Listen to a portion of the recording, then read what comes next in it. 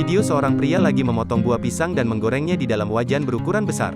Penjual keripik pisang tersebut bahkan terlihat asyik sendiri dan tidak memperdulikan jika aksinya dilihat oleh banyak orang. Seorang pengendara mobil bahkan sempat merekam aksi penjual keripik pisang tersebut, memasak sambil berjoget.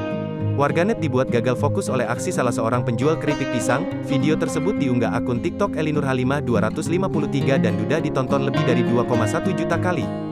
Tidak sedikit warganet yang kemudian ikut terhibur dengan aksi bersemangat dari penjual keripik pisang itu. Beberapa di antaranya bahkan terlihat memberikan berbagai tanggapan dan dukungan melalui kolom komentar.